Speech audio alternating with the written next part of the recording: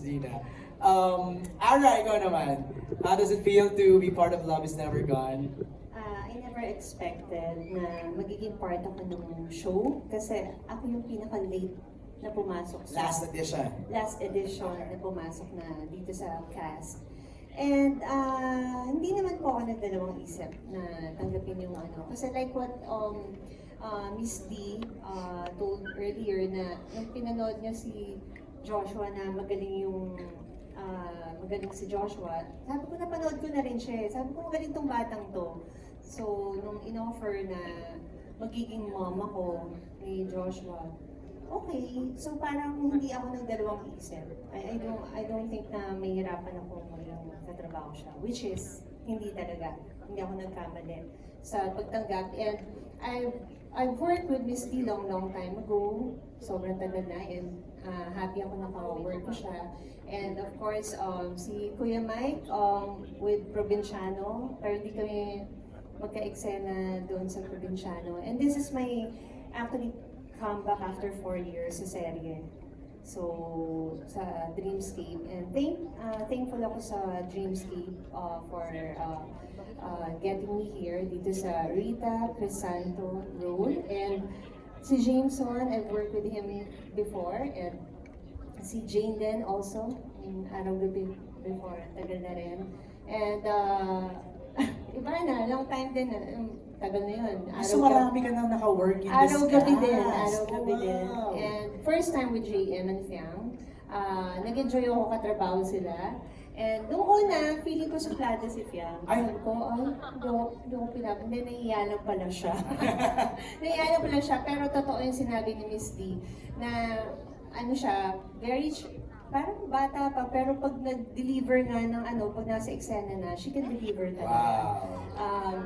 Yun nga, hindi siya nahihirapan umiyak. Kaya niya, lalo na yung eksena natin, basta may eksena tayong grabe pa ulit-ulit, hindi ka nauuso ng luha. ng emotion. Paulit-ulit yun, nakakapagod. As in, maraming times. Pero, it's the fault of nature or not fault of everyone. And JM, napaka-humble na bata. Keep it up, yeah. Parang napaka-grounded niya.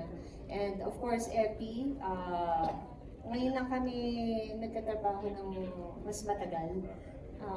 Like before. And Direct Manny and Direct Jojo, I love working with them. Sobrang, kahit marami na ako nakasamang directors, marami pa rin ako natututunan with them. And syempre kahit matagal ka na sa industry, you never stop learning. Kailangan may natututunan ka din sa mga newcomer. May natututunan ka din sa kanila. And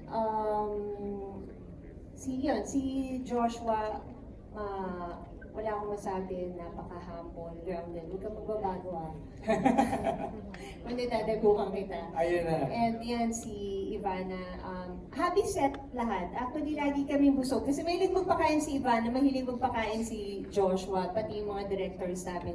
Kaya I think I gained 5 pounds. Ay, grabe. Inisip ko tuloy, set ba to o restaurant? Na Parang feeling ko restaurant. Restaurant.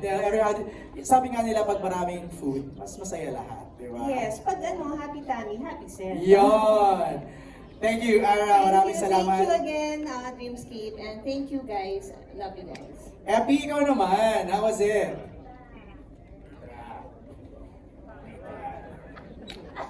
Actually, I have not worked with everyone except Fresh to lahat. Except for Kuya Mike. I think James and I had the film. And I've not worked. First time to work with everyone. Wow. So actually, when I heard it was a Joshua Garcia film. Actually, it's okay not to be okay. Pero I had one scene and hindi kami magkasama. So when I heard it was a Joshua Garcia film, sabi ko, okay, I want to work with him. Tapos, of course, on set, first day pa lang, gaan na agad to set namin eh. I was working with Joshua, Ronnie, and Hart. So sa set pa lang, tinginan pa lang namin, okay. Kumakapa pa rin ako. So, eventually, it became, ang dali makuha ng relationships. Ang dali namin nakuha yung relationships because we were just openly discussing our roles. Kung saan kami nagkamali, we openly admit it and we laugh at it, but we make sure that we get it right. Diba? So, and of course with our directors, with the two directors, they make sure we get it right. Kasi kung hindi magagalit si MP, Direk MP. And of course with the young actor, puro revelation, especially Ivana, I was watching you. Kasi yung scenes namin ni Ivana towards the end na mas action na eh. But I was watching you and Josh and you, di ba gumagano ako sa inyo. It's not, hindi doon sa kissing scene. Doon sa love scene. Doon sa scene na nasa cemetery sila. And I think it was not overacting. It was just right, exact for that scene. Kumbaga, Tamang timpla. Tamang timpla yung kaya ako gumagano. Because sometimes when I watch, lalo na pag mga serye, ang taas mas minsan nung pag-arte, ito, tama-tama yung timpla. And I think Josh with the nuances for his character as Teo, nakikita natin yun. And then of course, yung mga sila James, sila Fiang, sila JM, makikita mo yung promise na alam mo na yung next generation mga artista natin. It's just really a good ensemble. So, Alright. thank you for the opportunity, Prime Video and Dreamscape. Alright. Thank you, Epi. Okay, our next question is from Glitz PH for Jameson. You portray the husband of Ivana's character. So far, how would you describe your dynamics with her? And do you also have intimate scenes together? Intimate scenes, I think you've probably seen it sa teaser. Paldo. It's it's very different this time kasi the first time we worked together, we were playing as somehow siblings, something like that, friends, siblings. Pero this time, we're playing as lovers. So, ayun, it was a challenge kasi we look at each other as friends, pero pagdating sa lovers, it was a bit of a challenge nung una. So we had to break the ice while we shot Love Is Never Gone. But So how did you break the ice? with the help ni Direk Manny, he helped us break the ice with the scenes. They were not easy scenes, I would say, pero ayun, they were good scenes overall, and I think it was needed for us to break the ice. Right. Not to spoil muna. Kasi malamang upcoming pa yung mga scenes na yan direct, di ba? Okay. Nako, Ivana, ang next question is for you from Glitz PH. Rate Joshua Garcia's kiss from 1 to 10. 10. Ay, di ba tapos yung question? Sorry. Although. Ulit, gusto mo tapusin kita? Sige, Okay. go ahead. Rate Joshua Garcia's kiss from 1 to 10. 10. Ayan, nag-isipan. Care to explain? Hindi, kasi nakita niyo, di ba, siya yung talagang grabe. Talagang gano'n lang ako, tapos siya, ang laki ng bibig niya. Bakit? Totoo ka, totoo naman eh. Tapos sabi ko, uy, grabe ka na sa lipstick. Yung lipstick ko, nawawala. Tapos, ayun, okay naman. Magaling siya. Did you ask for tips from anybody from the set? Direct Manny. Si Direct Manny po kasi ang nag-direct noon. Okay. Grabe. Dinirect niya pati kung paano yung paghalik, ganyan. Nakikinig kami. You really need that. It's choreography, di ba? Siguro it's fair lang that we ask Joshua also. Rate Ivana's kiss from 1 to 10. 9. Meron For improvement. Oh! Sige. So next, di ba direct may isa pa? Medyo gagad kami dun sa 9, ha? Okay. Kasi hindi ko nabuksan yung bibig ko ng ganun eh. Nagets ko naman. Okay. Okay. Mula kay Jay of Certified Kapamilya for JM and Fiang, complete the sentence. My love is never gone because...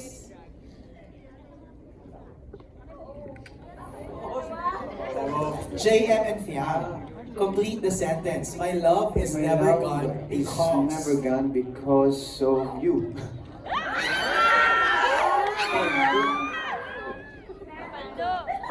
Yeah, ikaw naman. Kaya, Love is never gone because of who? You. Of us. Of us. So when you say us, meaning Ha? the whole cast. Whole cast. Oo. Kasi love na love namin yung whole cast. Okay, sige na nga, Fiam. For Joshua and Ivana, the teleserye is titled Love is Never Gone. Pero sa iyo ba, ano ang isang bagay or ano-ano ang mga bagay na pwedeng magpasuko sa iyo para maging gone ang love mo sa isang tao? Anong yung susubo? Suko! Suko. Ano suko? Dahil sa akin, ano lang ako narinig. Grabe! Kaya sabi ko, sorry pa ulit ka ng tanong. Okay, the teleserye is entitled Love is Never Gone. Pero sa iyo ba, ano ang isang bagay or ano-ano ang mga bagay na pwedeng magpasuko sa iyo para maging gone ang love mo sa isang tao? Ano yung mga bagay na pwedeng maging deal breaker? Ako para sa akin, ang cheating, lying, and hindi pagmamahal sa pamilya.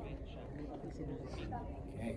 Okay. Yeah. Pasok naman yun kasi sabi ko ano-anong mga bagay. So tatlong na rundown ni Ivana. Ako importante sa akin yung pamilya. Yeah. Yun lang. Okay sa'yo mag-cheat? Why? Hindi, siyempre, parte na yun. Oh. Pero, number one kasi sa akin yung family. Alright. Next is for Miss Dina ulit from Janice Navidad of Bulgar. May naging statement ka sa isa sa mga interviews mo na napapagod ka ng gumawa ng mga teleserye. Bakit ka nakumbinsi rito sa Ivana Joshua series? Well, first of all, I really wanted to work with Joshua and I wanted to work with Ivana. I said na I wanted to meet her.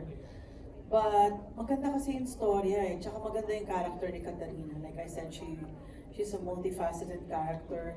Weak siya pagdating sa anak niyang si Ace, na talagang minamamas buhay niya na kasi mahal na mahal niya.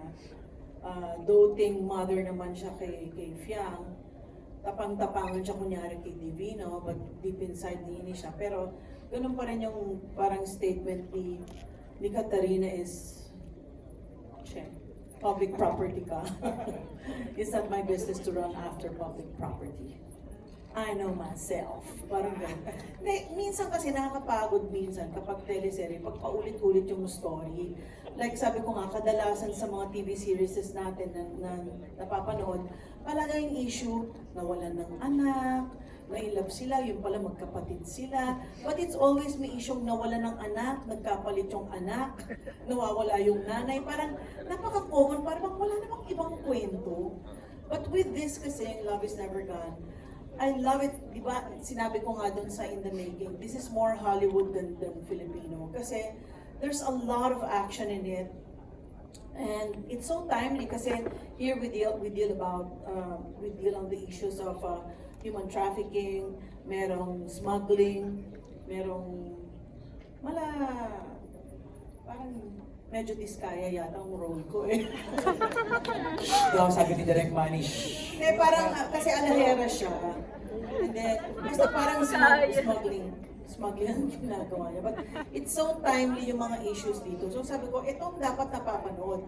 May action, may sex, may love, may romance, may family. Parang every person can relate.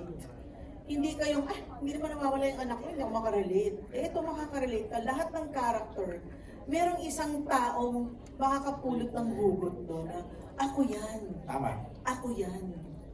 Ayan, tsaka sa mga lalaking babaero. Marami makaka-relate dyan. Yun.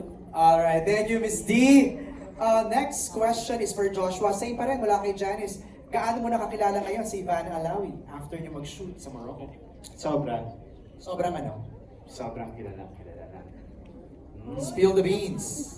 Sobrang comfortable na ako sa kanya.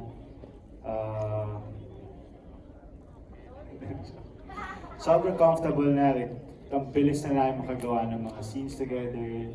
And like nung nag-umpisa kasi kami, kailangan pa ng mahabang discussions bago magsimula kasi syempre bago pa kami sa isa't isa. Pero ngayon sobrang ano lang, we're friends, right? No? Meron ba kayong mga icebreaker sessions, intimacy workshops? Hindi kami nagkaroon ng workshop Yeah. together. Diretso kami sala. Pero pagdating namin sa Morocco, may mga times na pag hindi kami kinukuha na, nag-bond kami. Okay. Tapos may one time na lumabas kami mga casts sa Morocco. Yun, masaya yung mga ganung bonding kasi at least doon nakikilala namin yung isa't isa. Right. At least, kasi iba rin kasi pag may bond yung mga characters. Makikita mo siya sa mismong screen. Kita mo yung ilangan, di ba, kung hindi sila comfortable sa isa't isa. And then, yun. I don't want to put you on the spot, pero sa dami ng mga nalaman mo kay Ivana, give us one thing na you discovered kay Ivana na hindi pa namin alam.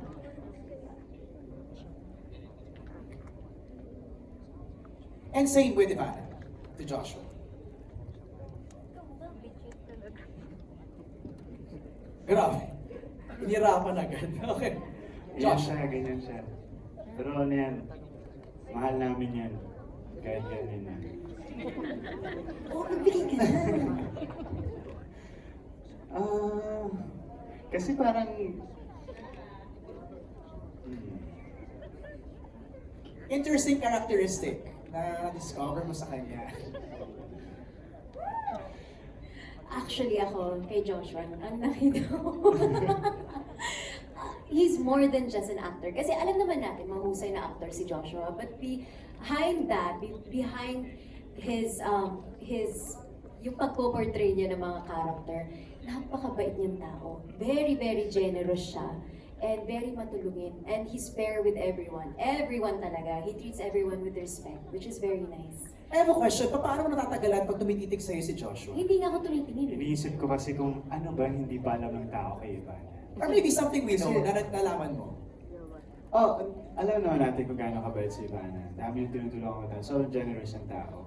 And hindi lang yun dahil sa nakikita natin yun sa YouTube. Ganun din siya kasi sa totoong buhay. Okay. So parang iniisip ko, ano ba yung hindi alam ng tao? Kasi pagdating niya sa set, yun siya, smiling siya sa lahat, binabati. Pero kanina tinatarayan-tarayan ka niya. So parang sabi mo, ganun Hindi, siya. ganun lang talaga yan. Okay. May irap-irap lang yan, pero mahal kami yan. Pero Ivana, lambing mo yun? Kay... Yes. Oo, ganun ako eh. Masungit talaga yung minsan, Gusto niya yung konting... ganun lang. Ano lang yun? Wala yun. Correct. Lambing lang ni Ivana. Yes. No? But it really appears no, sa chemistry body language niyo. Parang medyo... Tsaka never kami nag-away, wala. Ever. Mabilis siyang umiyak. Uy! Mabilis siyang umiyak sa mga eksena. Yun yung minsan nagugulat ako. Yung parang nagre-ready pala ako, tapos kita ko siya, alam, umiyak na siya. So parang ako, nag-tense na ako siya. Bobby, ka pa talaga ng pressure ha? Ako nagpe-pressure sa kanya.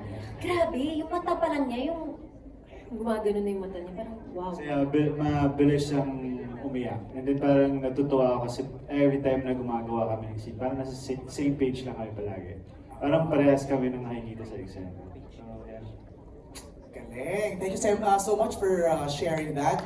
Kay Direct Jojo and Direct Jojo, from questions from I Highlight Manila, what is the main takeaway that will resonate mostly sa viewers after watching this? The love for the family.